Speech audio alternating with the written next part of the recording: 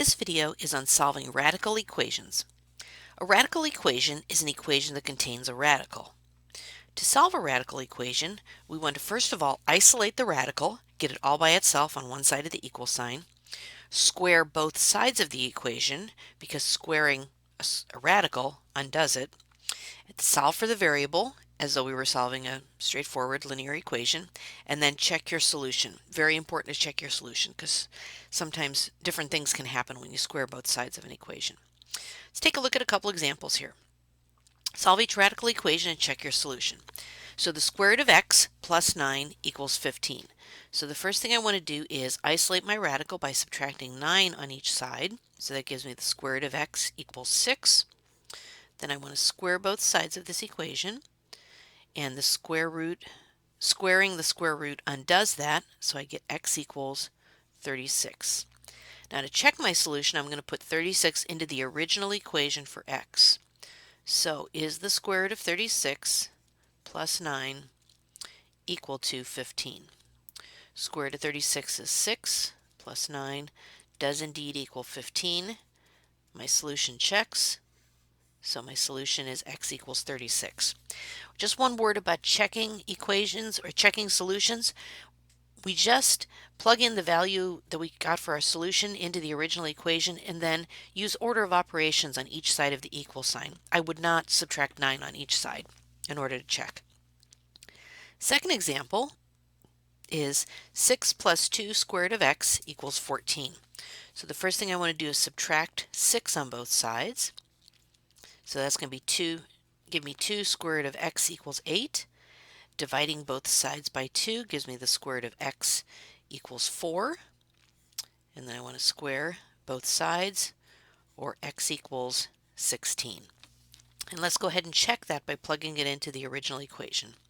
So 6 plus 2 times the square root of 16, is that equal to 14? 6 plus 2 times 4, is that equal to 14? Indeed it is, because 6 plus 8 is equal to 14. My solution checks, so x is equal to 16. And my third example here says the square root of x plus 1 minus 3 equals 6. So I want to add 3 to both sides. So I get the square root of x plus 1 is equal to 9. And then I want to square both sides. So that's going to give me x plus 1 equals 81. And subtracting 1 on each side, x is equal to 80. Let's check by plugging that back in. So x is equal to 80 plus 1. The square root of that minus 3, is that equal to 6? Is the square root of 81 minus 3 equal to 6? Indeed it is, because 9 minus 3 equals 6, and this solution checks. So here are some practice problems I'd like you to try right now in your math journal. Copy them down and I'll come back in a minute. Stop the video and I'll come back and solve them for you. Okay, the first one says the square root of n minus 8 is equal to negative 1. So adding 8 on each side, I get the square root of n equals 7. And then when I square both sides, I get n is equal to 49. Let's check by plugging that in. Is the square root of 49 minus 8 equal to negative 1? 7 minus 8 does indeed equal negative 1, and my solution checks. And our last one here says the square root of 2x plus 4, all divided by 3, equals 4.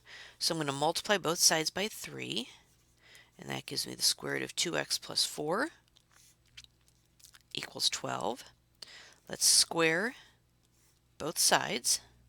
So the square and the square root cancel each other out, so I get 2x plus 4 is equal to 144.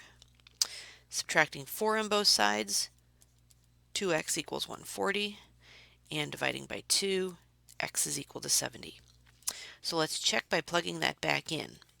Is the square root of 2 times 70 plus 4 divided by 3 equal to 4. Now remember, we're not solving this. I'm just using order of operations on each side of the equal sign to see if it is true. So is the square root of 140 plus 4 divided by 3 equal to 4?